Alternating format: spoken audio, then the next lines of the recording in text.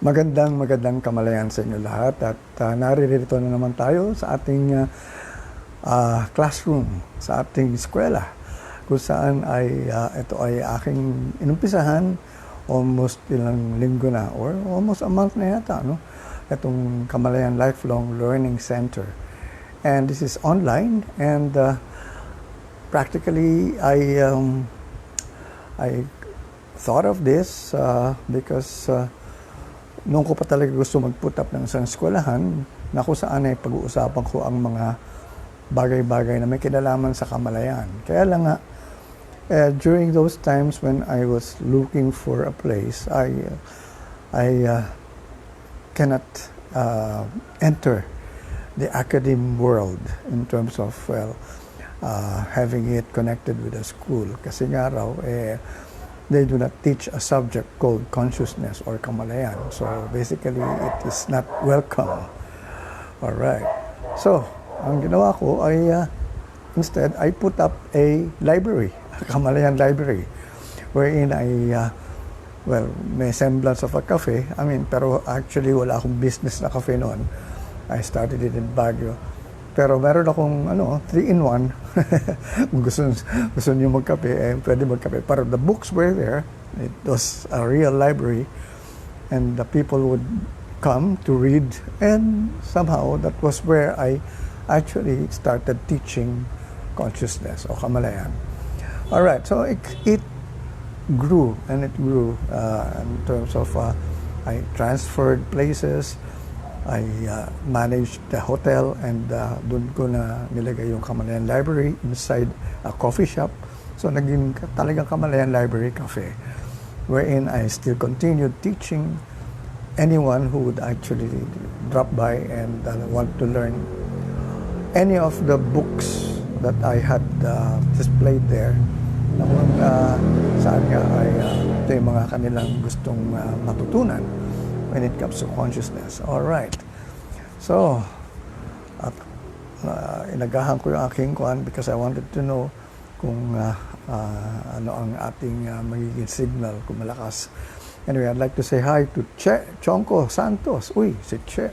Ito, kaibigan ko ito na the wife of a good friend of mine, DJ ng WLS-FM, si Master T. Kamusta na si Master T? Tito Santos, ayan. And of course, si Che used to manage bands before, no? And galing siya, magaling na I would say manager. And eventually, she introduced me to some bands that she managed also. All right, I'd like to say hi to Greg Fabros. Ayan, si Jasmina. All right, so sige, sali kayo. Magandang topic ko ngayon. I will actually talk about, the subject is called star consciousness. How to have a star consciousness. Yun ang aking gustong ituro to those who would want to become stars. Because at this moment in time, mukhang may hirapan na kayo to really become stars in the usual manner in terms of going to a studio, mag-audition kayo, magkakaroon kayo ng break, and somebody will start managing you and help you out in your career as an artist. Eh mukhang ngayon wala na yan. So I don't know how they will actually start a concept of that again in terms of I think they can still do that in the future pag wala na yung crisis natin o yung pandemic. But sa akin kasi, sa kamalayan, I had already been saying noon pa na nobody really gives you a break except yourself.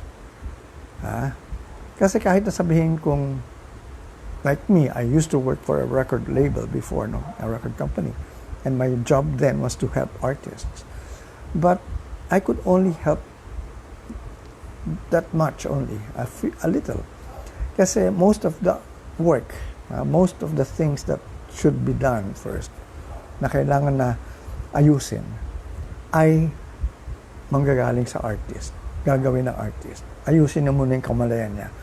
Because This is not what was practiced before. Nobody knew this. Nobody actually really looked at this from this point of view that I am sharing with you. Na kung saan, sabi ko nga, it is your consciousness that creates your reality. Pag ang dami mong issues, kahit na napakagaling mo, napakaganda mo, napaka-perfect ng act mo, performance mo, pero sa kalooban mo ay puro problema, puro negative ang kwan mo. Or yung iba naman, hindi naman negative, pero very limiting yung kanilang mga ambitions or yung goals nila. Small time. And so, they never hit the big time. They never really became stars. They remained artists. Well, yung iba naman talaga gusto maging artist lang. Sabi ka nila, we don't want to become stars. Oh, well, kanya-kanya ano yan. Ang problema mo is, you will just struggle. Kasi as an artist, you don't get paid the way stars get paid. Yun na nga, sabi nga nila, may mga issues din dyan kasi they don't want to compromise their art. Okay lang yun, we understand that. Pero, ayun na nga, why would you prevent people from paying you that much kung if they really like what you're doing? No? So, ang tanong ka dyan is, why don't you become more of a big-time performer? And, make it in the international scene. And that is exactly what we will talk about here. All right. Ang kanina nilagay ko sa Facebook ko, meron akong mga pinost. Ang sabi ko, ang mga Filipino musicians and Filipino singers are really world-class. No doubt about that. Kahit saan ka pumunta, ngayon, makikita mo, mga Filipinos, they would join contests, they would join mga international singing contests, and they would always emerge as the winner. Talagang magaling, champion. And this is because ang galing natin, we have the skill. We have the skill. Ang tanong lang dyan is, how far can you carry that skill in your career? Kasi nga, nasabi nga nila, bakit sa dinami-dami natin mga musicians, mga singers, na sumisikat, like sila Charis Pempenko, who is now Jake Cyrus, sila Arnold, Pineda ng Journey, these people, I mean, these performers never had careers here in the Philippines before they became international celebrities. So, yan ang tanong natin. And among all the artists, composers, how come we don't have a Filipino song na nag-hit worldwide except for one, in kay Freddie Aguilar, ANAK, which was actually released in 56 or 57 countries, 57 countries, and sung in 26 languages, I think. So talaga makikita mo dyan na this was a real hit. Talagang international hit.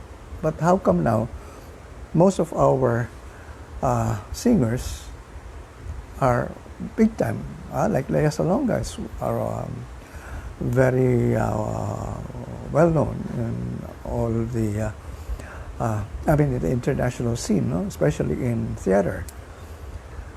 And like sila Arnel Pineda, because of Journey, sumikat siya. Si Jake Cyrus, si Charis, during that time, she was acknowledged as already an international celebrity because she had been treated as such, being interviewed in shows like those of Oprah Winfrey and Ellen DeGeneres, and even to the point of guesting in Las Vegas shows of Celine Dion. So talagang makikita mo world class. Pero pagdating sa music natin, bakit wala? Except for what happened to Freddie Aguilar. We have a lot of beautiful songs, but why do we not hear it in the international scene? Ang dami dyan. Like, we have good composers. I mean, best composers in the land, like Jose Marichan. Well, of course, the Apo Hiking Society. They came up with a lot of hit songs. Sino pa ba? River Maya, Razorheads. Yun na nga. Those songs talaga nag-hit dito sa Philippines. Alright. But why is it that we don't really have an international hit? And that is exactly our predicament for the longest time. No doubt that we can produce singers na accepted worldwide. Alam nyo, ito nga, let's go back to history. Alright. Siguro, ang pwede kong i-share dito is, look at Japan. Japan, during its early times, in terms of itong mga, like, let's say, mga during the 60s, 70s, during the 60s, 70s, they never had any pop singer na sikat, na Japanese. Their first pop singer, hit singer na pop artist, na hit talaga, was a female, and she was a Filipina. Japanese, you're talking of Japan, and the first pop singer of Japan was not a Japanese, but a Filipina. So you can see here talaga, world-class ang Filipino. Sabi ko nga pumunta ka sa mga Asian countries, sa mga bars, mga entertainment hubs sila doon. Ang makikita mo sa labas, mga signs, nakalagay doon, Filipino bands playing inside. Ano ibig sabihin nun? Magaling ang mga Pilipino. Dahil dinadayo talaga pag nakita nila, Filipino band playing inside. Oh, we'll watch. Alright. Bakit ganon? When it comes to singers, musicians, perfect. Ang ganda ng kwan. But when it comes to our songs, bakit we don't hear it or we don't get that acknowledgement abroad? Well, let's go back again to in the past. How did music evolve here in the Philippines? Alam niyo, dito sa Pilipinas, alright, I worked in the industry. I joined them in the early 70s. And during that time, OPM was not yet known. The word OPM or the initials OPM, wala pa yan eh. Ang music noon was, alright, papasok na noon, during the 70s kasi papasok na doon si Haji Alejandro. Ayan. Pero Haji was singing a foreign song, pero nilagyan ng Tagalog lyrics. Alright. Di ba? Yung girl, ikakasal ka na ba? Yun. So that was exactly what we were doing during that time. Ang mga hit songs natin noon were actually foreign songs, American songs, pero nilalagyan natin ng Tagalog lyrics. And before that pa, puro English pa nga lang eh. And I mean, our own original songs were actually not done in Tagalog but in English. Many of the songs like Sonata of Love, marami yung may ginawa ko album for Marco Season eh. It was a compilation of Filipino hits then. And most of them were in English. Pag pinakinggan mo, akala mo foreign song yun eh. Yung pala, it was done by a Filipino composer. Alright. So, ano niyan? Look it up sa YouTube. Marco Season, Filipino hits then and now. Makikita niyo yung mga titles doon. Listen to the songs. Sasabihin niyo, ganda nito. Atin pala ito. Alright. So, ganun ang dating, no? Marami sa atin mga kanta, we're not actually talagang OPM in terms of the melody. They were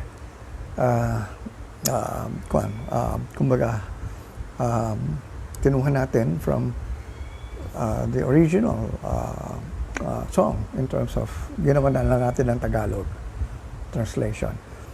Alright. So, ganun ang nangyari noon. Until eventually si Rico Puno kay Malong and Yun na nga yung kanyang kantang ano tawag dito, yung The Way We Were.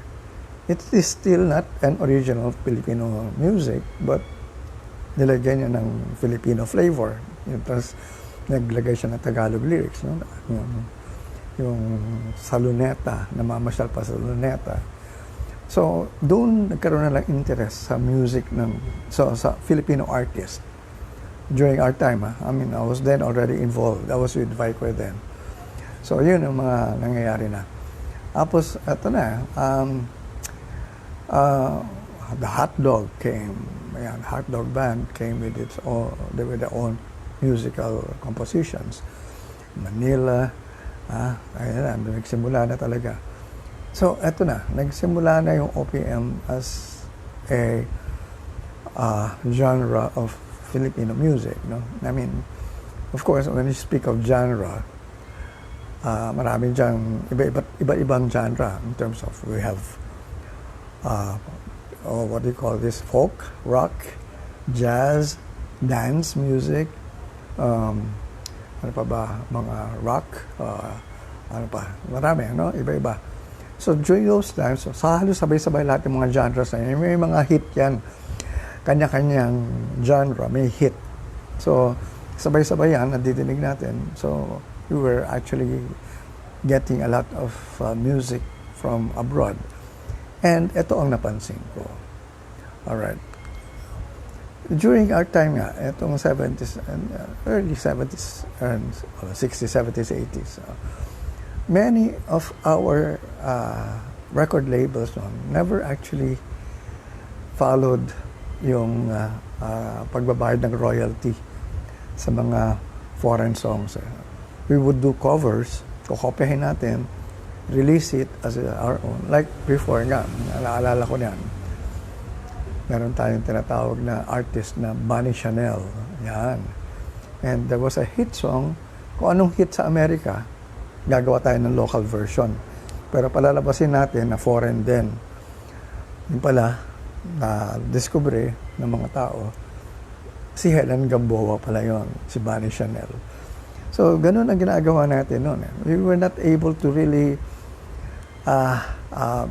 make music as our own sound. Wala tayong sound na talagang sasabihin natin, this is original Filipino music sound.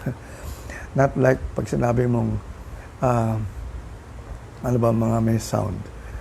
Well, let's put it this way. Kasi nga, mga Japanese, because of their limitation in terms of the language they use, they cannot speak the way Americans do, or pati tayo, no? Mahalata mo kagad Japanese sila. So, they did not anymore hide it. And so, they just put out their lyrics in its original form, na Japanese. So talagang pinanindigan nila yun. Kaya nagkaroon ng hit sa US na Japanese song, Sukiyaki. Nag-hit yan, Sukiyaki. Basta alam mo.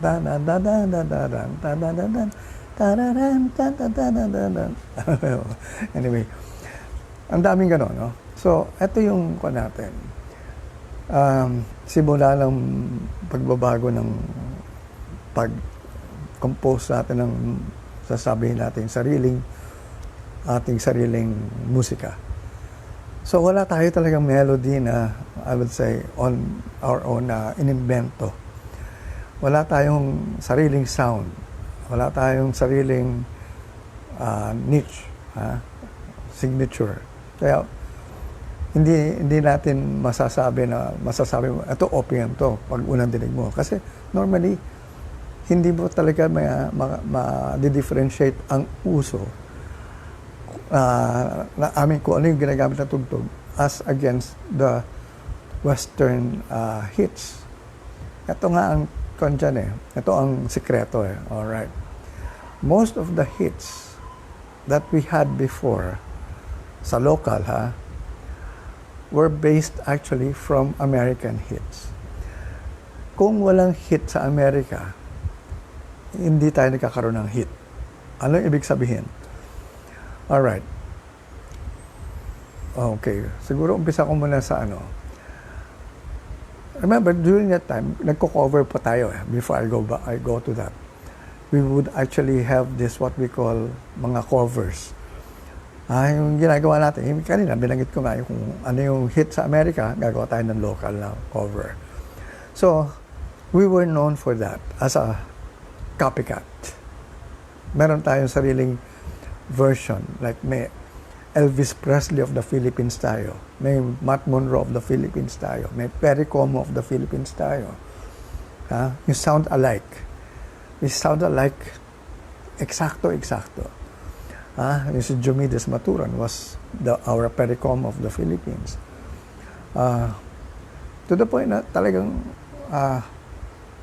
up to the 80s, nagkaroon ng parang ganong klaseng version, no? Like, nagkaroon ng hit ang Beatles, nagkaroon tayo ng Dinosaurs, nagkaroon ng hit ang Bee Gees, andyan ang Boyfriends, ang VST and Company, pati yung dating grupo na, ayaw ko kung alam niyo, Wadab. Anyway, so kung ano yung hit sa Amerika, yun ang hit ngayon. Dito, nagagawa natin ng sariling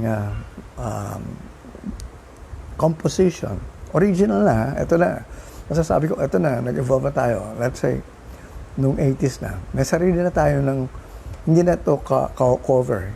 Eksakto, hindi na ito eksaktong kinopya. Ito na yung mga original compositions. Pero, tunog kung ano yung hit sa Amerika. So, kung ano yung mauuso sa Amerika, gumagawa tayo ng version natin dito. Kung nag-hit ang R&B, meron tayong R&B rin dito. Kung merong ano tawag dito, may rap, hip-hop, may hip-hop din tayo dito. So talagang doon tayo naging, yun ang naging basehan natin ng Filipino music natin. Kung ano yung uso sa Amerika, yun ang ko natin.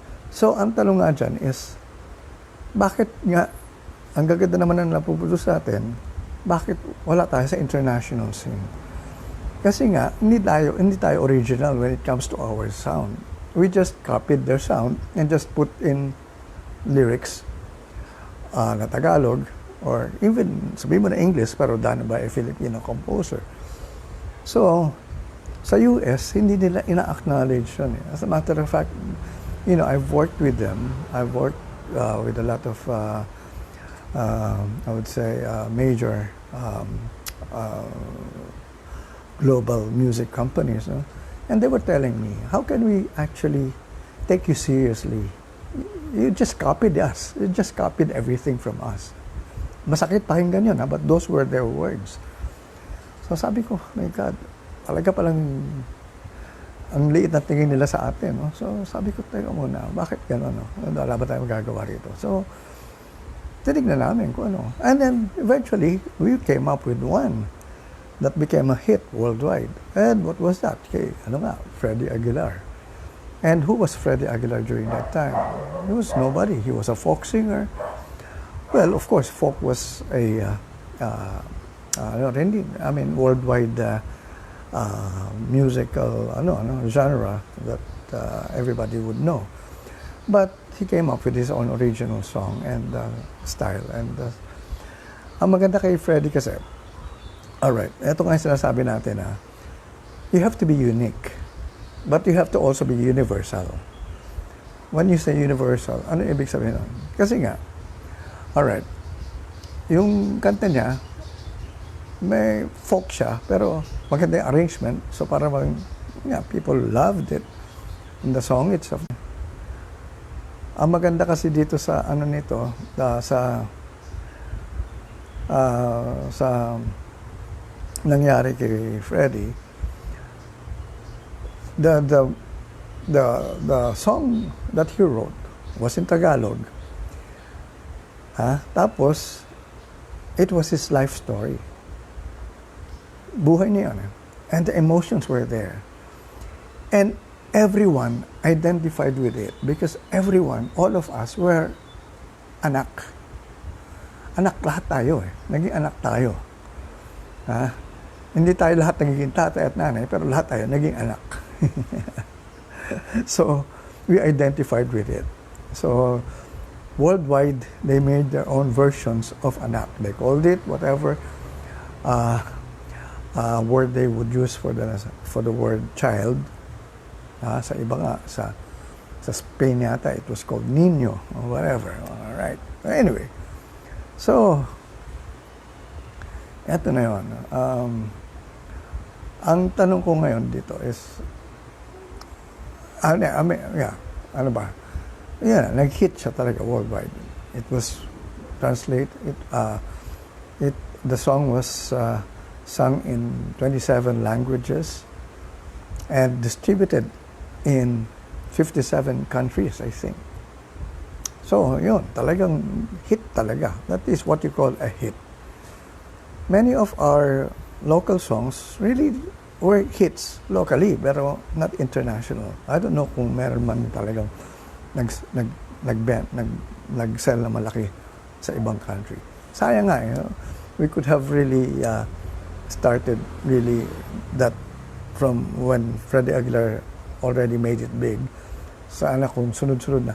But it was hard for us because ang nangyayari noon pala, if you want to invade America, for example, you really have to spend a lot of money. And you're spending not by only that, just by the millions. So, I mean, yeah, a lot of millions would actually be used. But one thing that I learned was that it was actually the government of a country that supported or that promoted the songs. Kunyari, sa Japan, it was the Japanese government. Etong K-pop, basically it's the Korean government supporting K-pop in terms of its promotions. Ang Philippines, asahan mo ba na suportahan tayo to promote it in the international scene? Dahil sasabihin mo, ang dami-dami natin problema rito na paggagastusan sa bahay. So bakit maggagastusan ng isang kanta? So doon na wala ang support from the government ang mga artists natin na to make it in the international scene.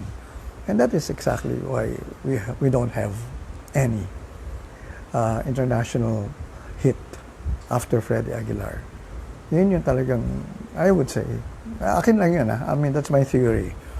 Kasi nga, we wanted always to have it, make it be exposed in the international market. Kaya lang nga, sabi nga, with those factors na wala tayong original sound kasi we were just copycats of whatever is the hit there. We would just come up with our own version. And ang dami nilang artists na halos ganun. And siyempre, priority nila to promote their own artists. Like for example, eto nga ang mga global companies, they actually put up record labels worldwide. Like, let's say, Sony Music, MCA, Universal Music, sino ba? Warner. Lahat yan naglagay ng kuwan. And sabi nila, yes, we're interested in your local artists. Pero, sabi lang nila yun. Pag nagkakagipitan na sa budget or pag hindi na nila kukuha yung the kind of support na gusto nilang mangyari for their for their own artists, ang unang mamamatay dyan is yung local ng bawat country. So that's exactly what what is happening or what has happened. So, ito ngayon. Alright, marami tayong pag-uusapan dito. When you say a hit song, what is a hit song? Kasi kailangan natin ma-define din ito. Una, let's define what is a pop song. A pop song is a song that is actually popular. It comes from the word popular, kaya pop. Kung anong uso ngayon sa panahon na ito, it's a pop song. So, kahit na sabihin mo rock siya, jazz, dance, basta at that particular time, it is considered popular. Pag popular siya, considered pop siya, pop rock, pop jazz. Hindi, pero basically, that's exactly how the word is used. Pop song is popular. Now the thing is, pag nagkaroon ka ng hit, ano ang consideration as for it to be considered a hit? So it has to be first a pop song. It is a popular, kasi kailangan popular siya. So it's popular, and it is actually selling very well in the record bars. And it is being heard extensively everywhere, in radio and in television. So pag ganun, ang kwan mo, yun ang hit song. During our time, may radio pa kasi noon, tsaka TV for that matter, as support. Eh ngayon, wala na yung radio and TV to actually make a hit song. You have the YouTube, so, and Spotify. So I don't know how a song can become a hit through those platforms, online platforms. Anyway, so yun yung ating mga kailangan natin So a hit song is something that it's a song that is selling very well and at the same time being heard extensively. Kailangan palagi mo nadidinig.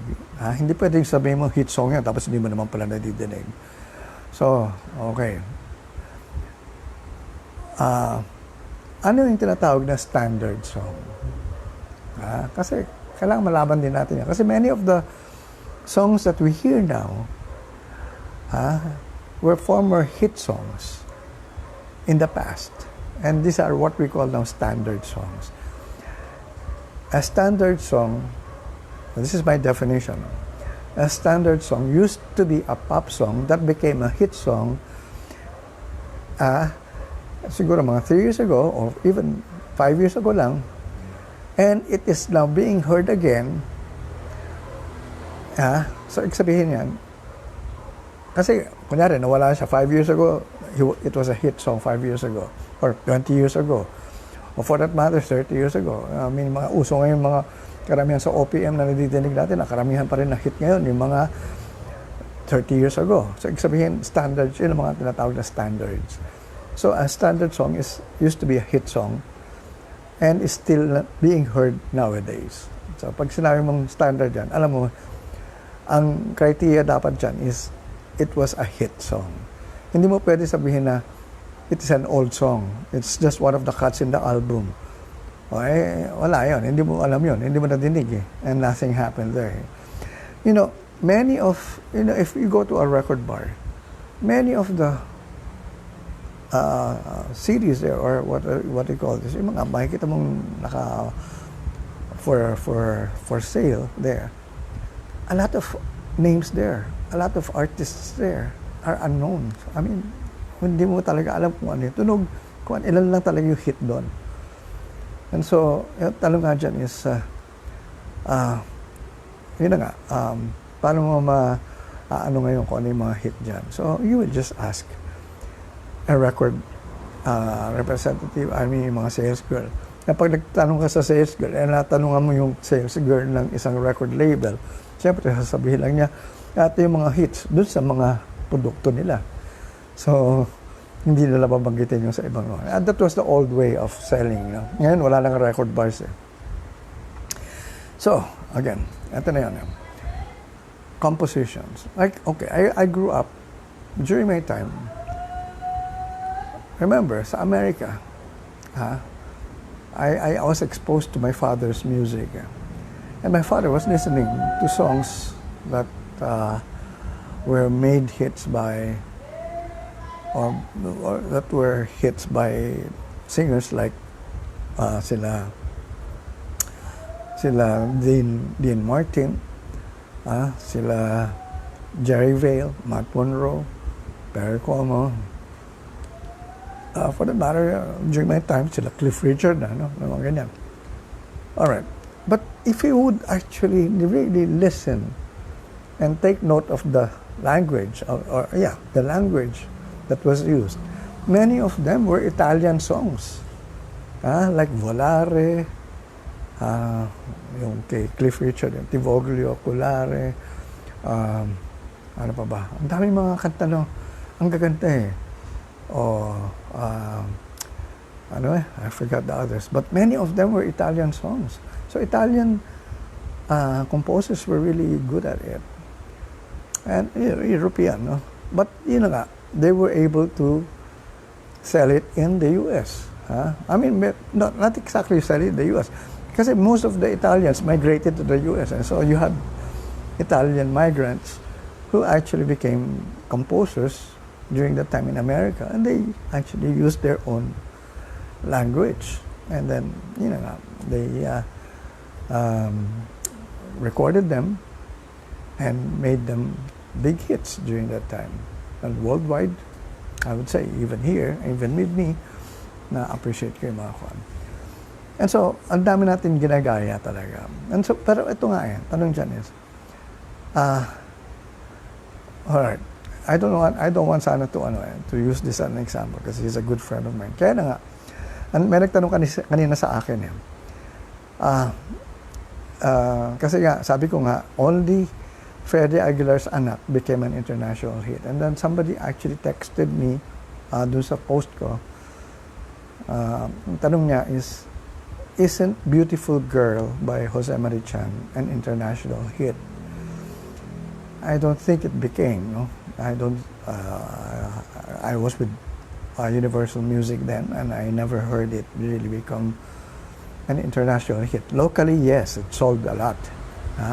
That's why nga, si Mrs. Beliatan had to invent a new name to call it in terms of calling it either gold or platinum. Kasi wala na kaming word to define or to describe more than platinum. So, nilagay na the Diamond Record Award, which is more than platinum. So, tayo lang may Diamond Record Award. Sa US, walang Diamond Record Award. But anyway, dito But why was Jose Marie Chan not a world wide, I would say, acclaimed composer? But because ang naging natin dati was we were trying to sound like a foreign artist. We were trying to sound like a foreign song in terms of what was the hit then. And Jose Marie Chan really sounded very much like Cliff Richard. And he talaga naman, sinadya naman niya talaga to sound like Cliff Richard. He doesn't hide that fact. So Cliff Richard was his niche, He was parang the Cliff Richard of the Philippines, for that matter. So talagang niya. So most of his songs were talaga nakadikit sa mga style ni Cliff Richard. Kaya pag pinakinggan mo sa kanya, pakinggan mo yung boses niya, akala mo si Cliff Richard yung kumakanta. And that is exactly what is not supposed to happen if you want to hit the international market. You have to have your own sound. You have to have your own way of really creating a unique, I would say, music, style na talaga sasabihin na, oh, this is different. This is like, look at K-pop. K-pop, kung talaga titignan mo, nakakasawa. Pare-pareho yung style nila, yung sayaw nila, yung kanila, the simple melody that they use, but pinanindigan nila. And K-pop is big internationally. And tayo nga dito sa Philippines, we have a lot of young people who are fans of K-pop. So, yun ang kailangan natin gawin. Ano yung sound natin? Ano yung talaga kailangan natin panindigan? Ito yung Filipino music. Yan ang hindi natin pa na-define kasi sa atin up to now. Alright, minsan nga lang, ano ba ito? Oh, sorry. May pumapasok kasi sa mga messenger ko na kala ko dito, Anyway, so, wala yung wala bang nagsasuggest o wala nagte-text. Kwentuhan ko kayo. Alam niyo yung kantang My Way ni Frank Sinatra? Di ba? My Way was a big hit, international hit yan. By Frank Sinatra.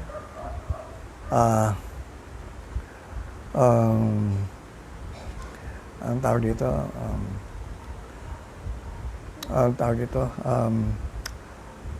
Frank Sinatra, and then composed by Well, not exactly composed. The lyrics only was composed by Paul Anka. All right. Who was the composer of My Way? Yan ang tanong. Sino ang talaga nag-compose ng My Way? And, you know, the real composer of My Way was a French guy. His name is Jacques Revaux. Jacques Revaux. I don't know if that's the real way of pronouncing it. Jacques Revaux. And, ano si Jacques Revaux?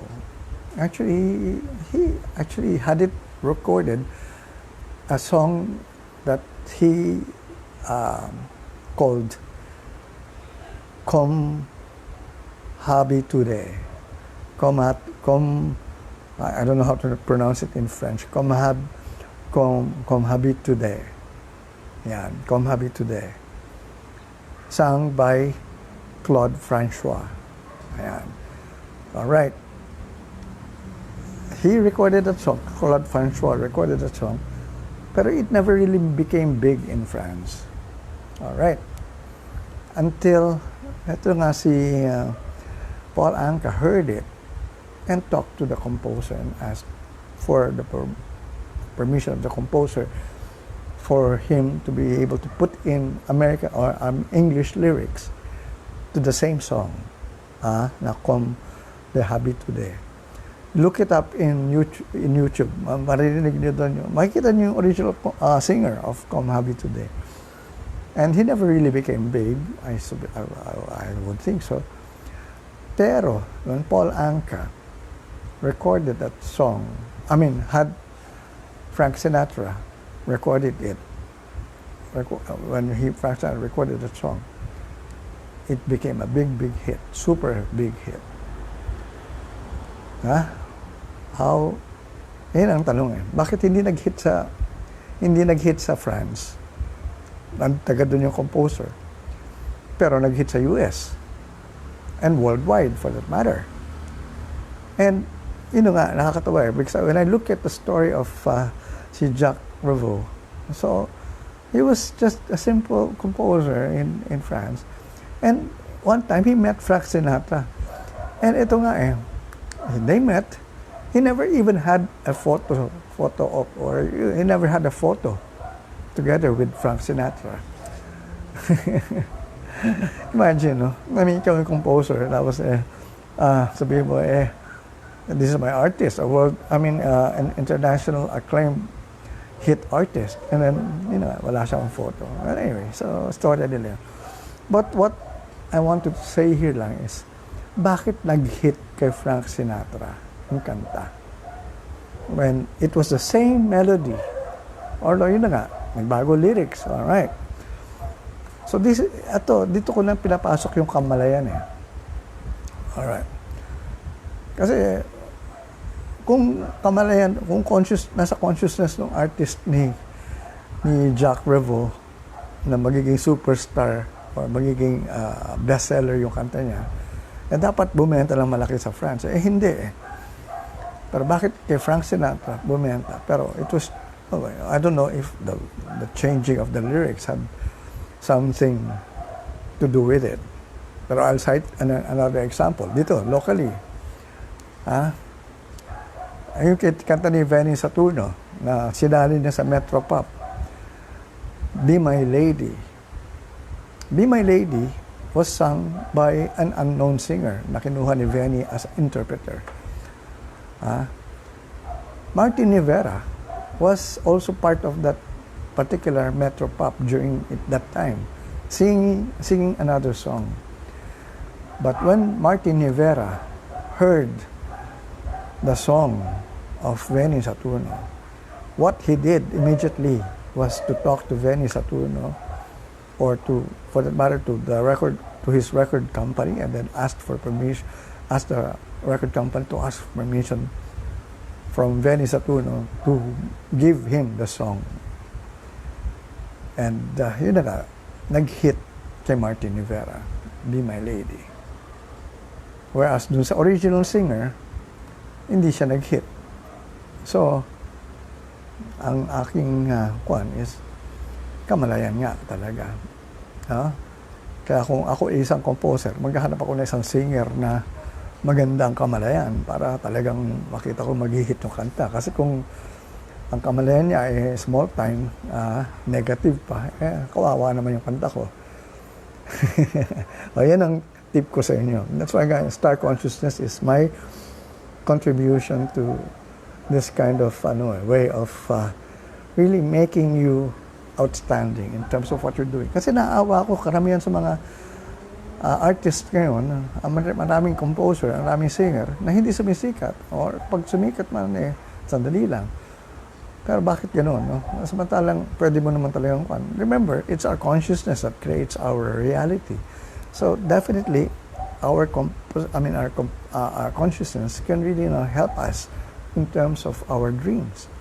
So you want worldwide bakit hindi?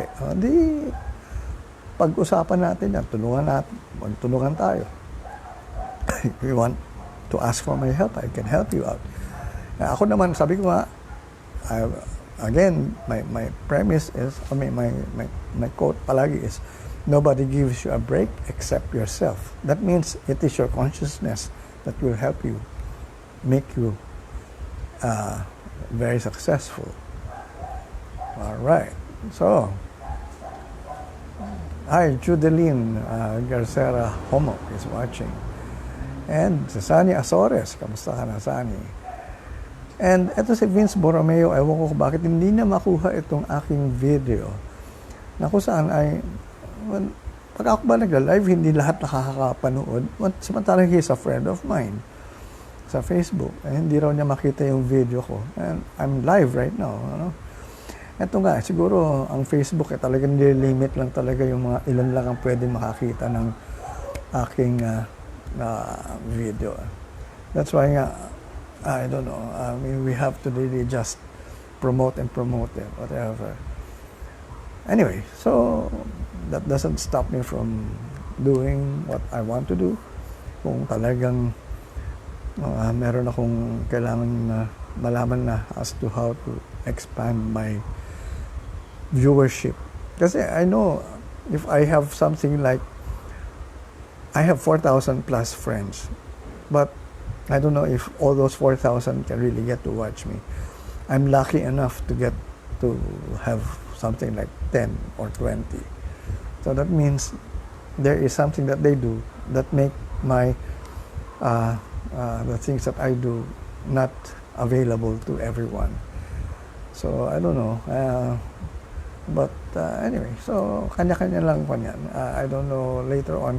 That's why I have it replayed naman, and I'm able to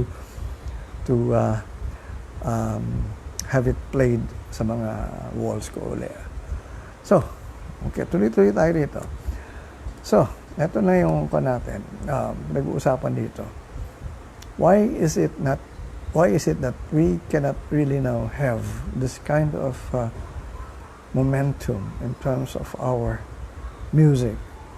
Sayang naman kasi maganda naman talaga ang natin. We have world-class musicians, world-class singers, and even our compositions are really at par with the best all over the world.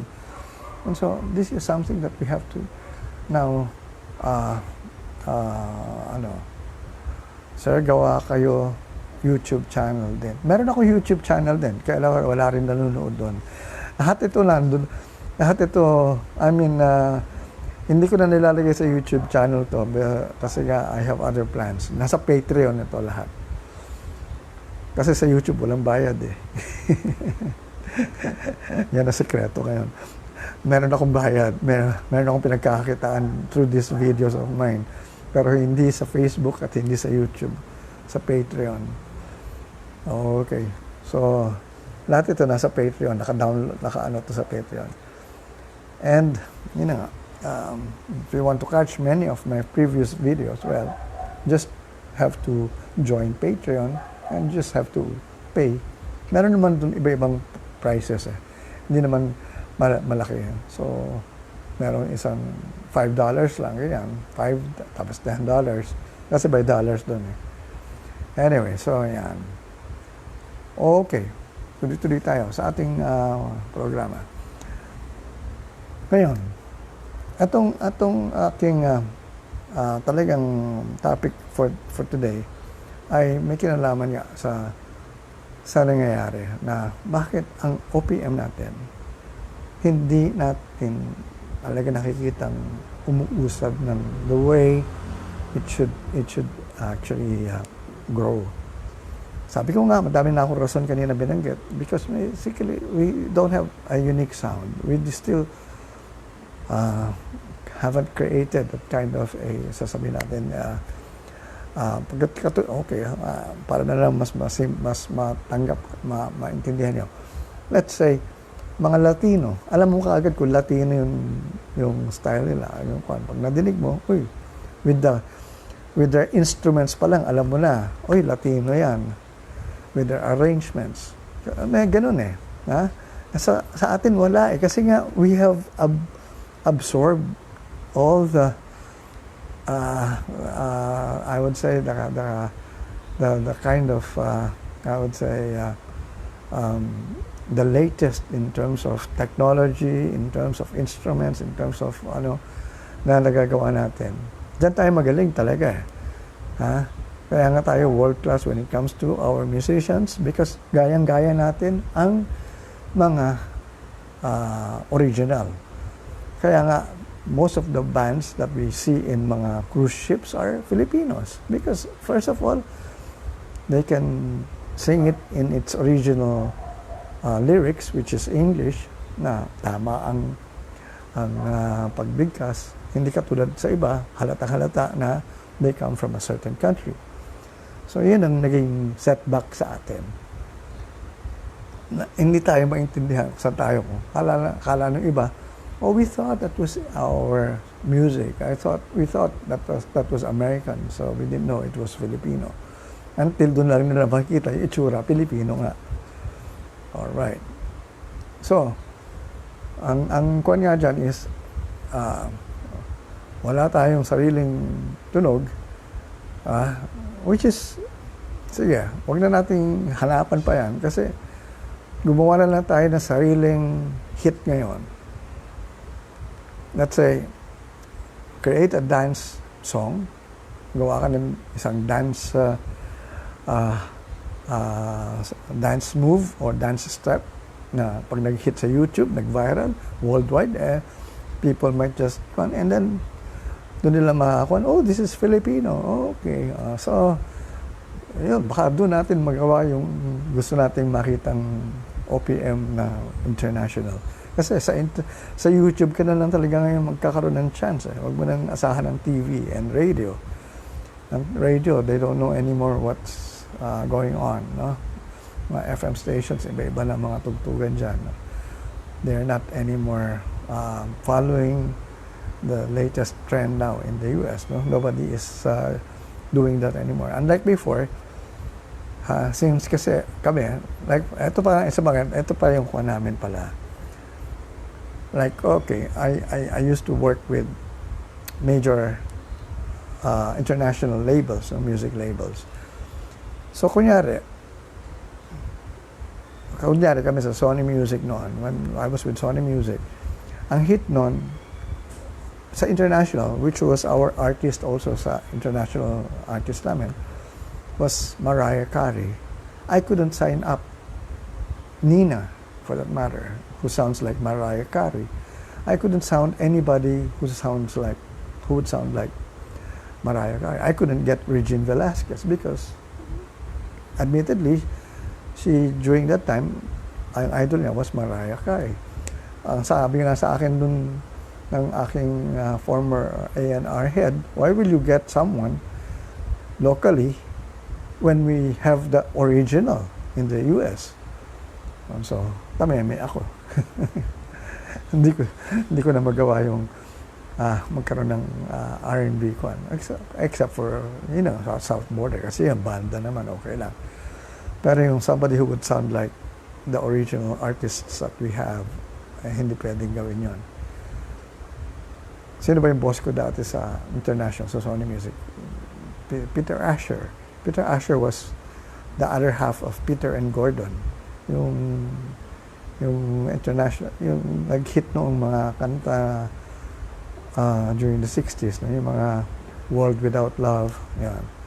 And Peter Asher used to, well, he was the one who discovered si James Taylor. And he produced James Taylor. Kung bakit naging hit si James Taylor was because of him. Alright. So, yan ang mga talagang wala tayong identity as talaga. And so, pwede naman na magkakaroon pa rin yan. Pag nag-viral, isa lang. Like, kunyari, ginawa ng K-pop. Ginawa ng Korea. Sino ito?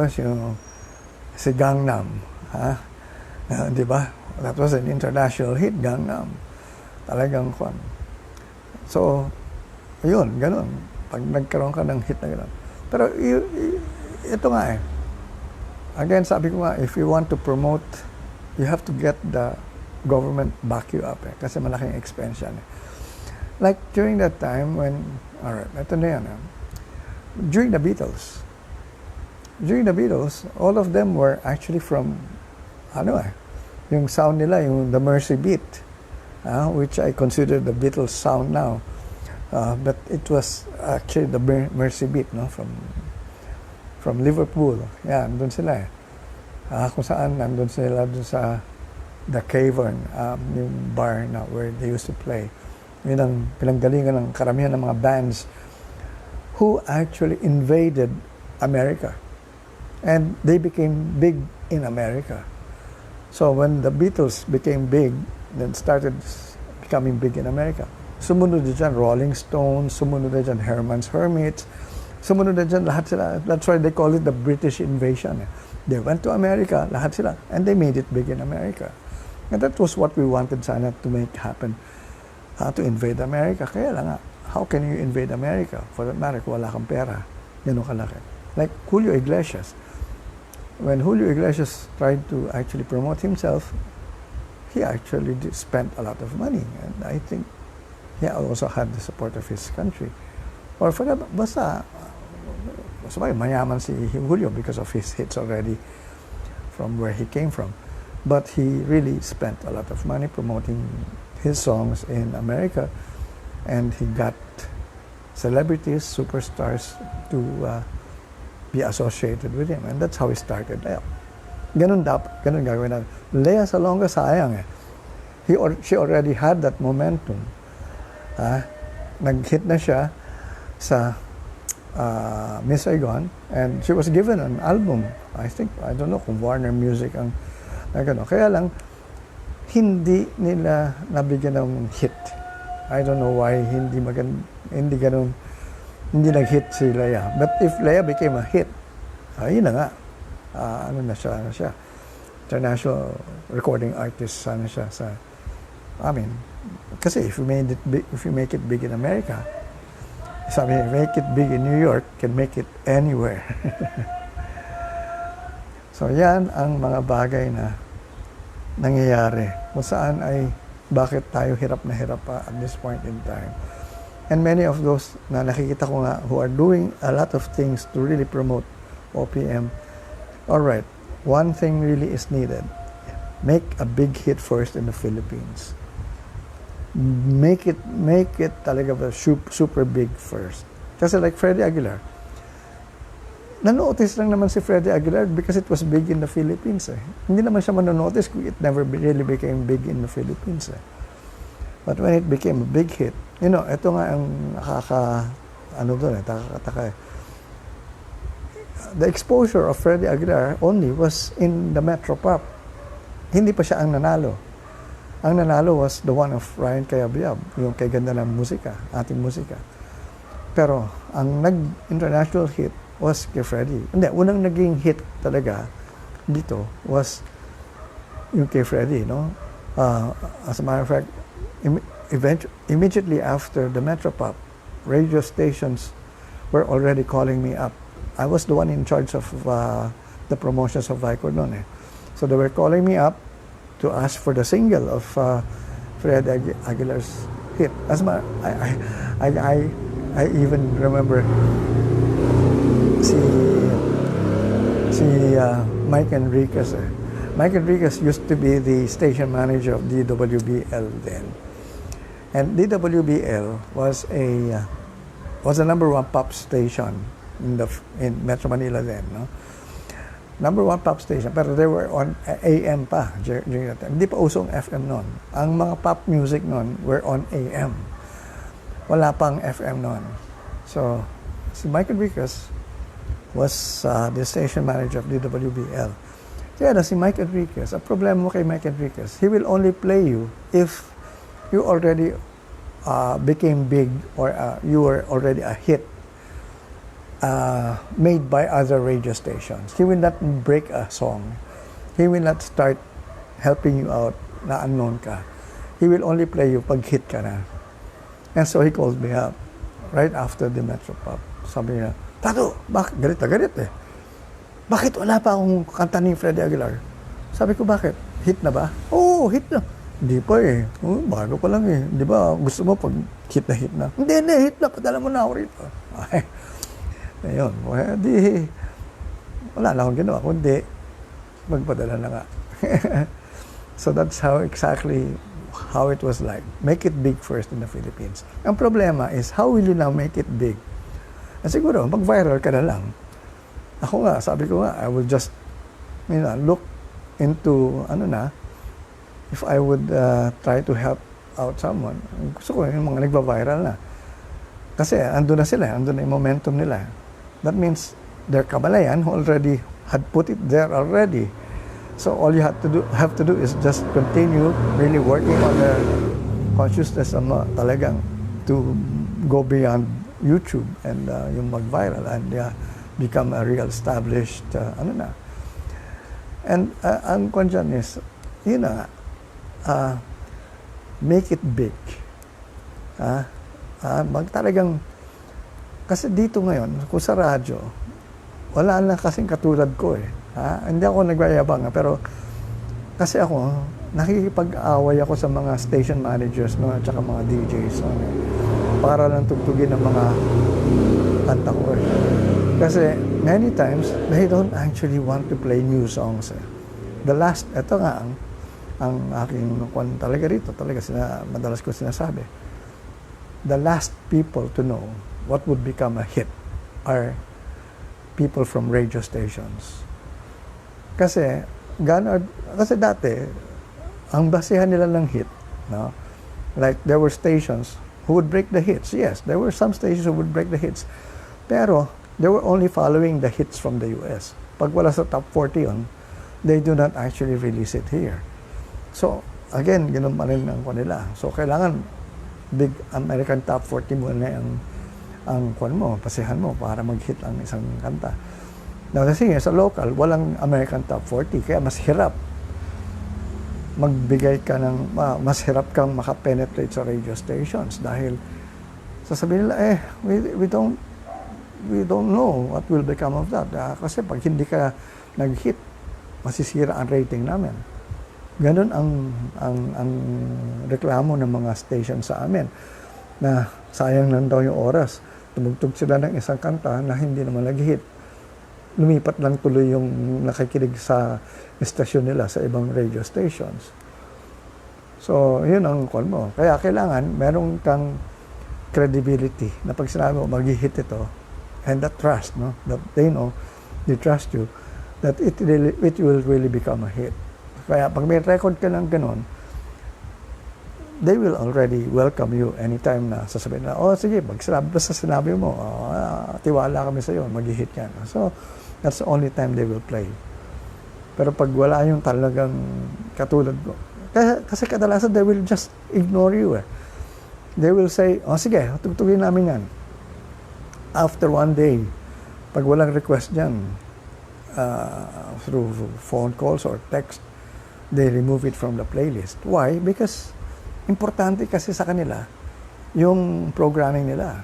Ang radio stations, they cannot do away or they cannot put out or pull out a record that is a hit right now na ipapalit nila ang isang unknown just to give it the support that you want as against dun sa na nila na ginagawa na nila na nakagis na hit ito, gusto ng tao ito.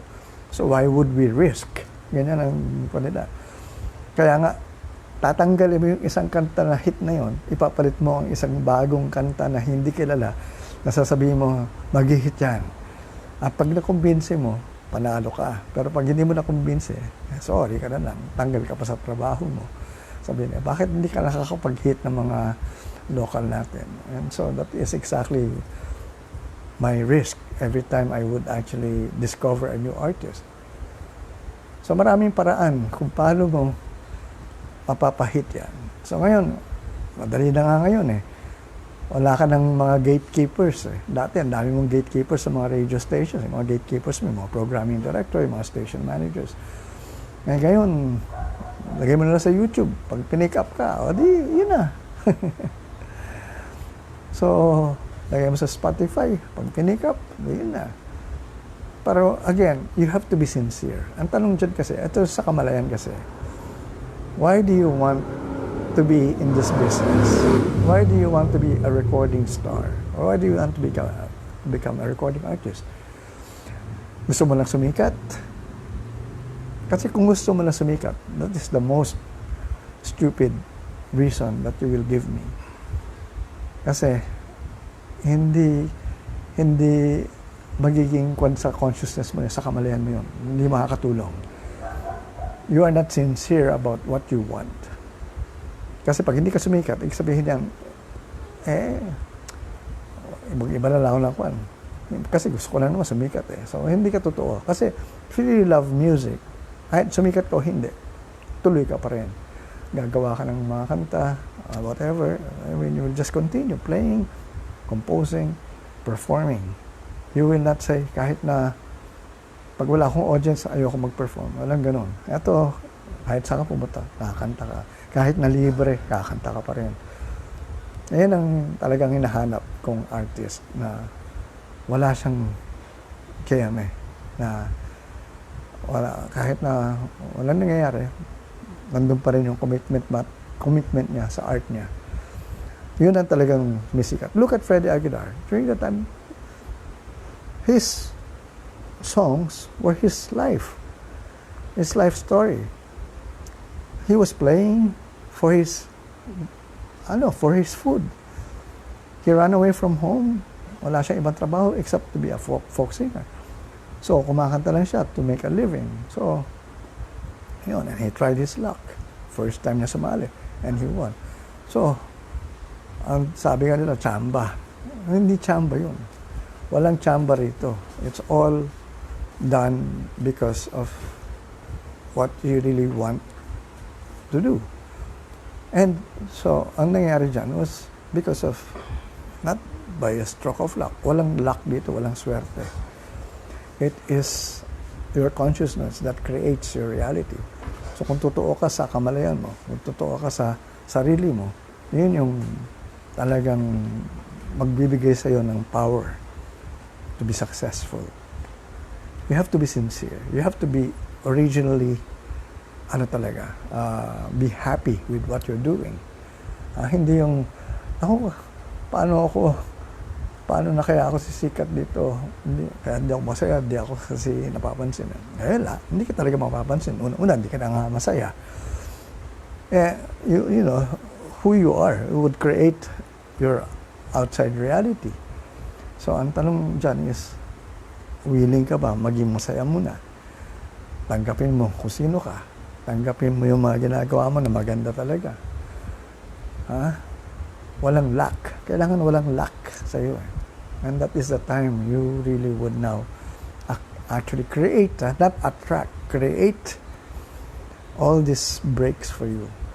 Remember, as I've said, it is your consciousness that creates your reality. Nobody will give you a break except yourself. I can help you. Ayusin natin yung kamalayan mo. That's the only thing that I can help. Yung talent mo, sa'yo yan. Yung skill mo, mag-aral ka pa kung talagang kailangan mag-aral. You have to have that discipline to practice. Hindi pwedeng sabihin mo, pwede na ako. Pwede ka na, hindi kulang yan. Hindi pwede na. Kailangan magaling na magaling ka talaga.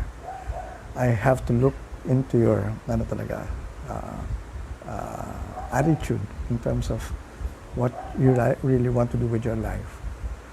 Pero pag marami kang attitude problems, forget it. So, ayusin natin yan. Yan ang mga kuwan. So, yan ang aking, I would say, klase ngayon sa araw na ito. No? This is the first class of Star Consciousness. And as I've said, of course, I come klase from, I actually came from the recording industry. So most of my examples here, or the things that I talk about, are related to the music business or music industry. Pero as I've said, when you want to be a star in any field, I can help you out here. We'll talk about that, or kung sa movies kayo, or on theater, or in another field of whatever arts or performing arts that you're in. Let's see. So this is the first one pa lang naman, so we can have now our second class later on. So with that, I'd like to say thank you to all those who actually joined us in our program in terms of our class. So sa mga hindi nakapasok, we'll just have to watch the replay. So with that, I'd like to say magandang kamalayan sa inyong lahat.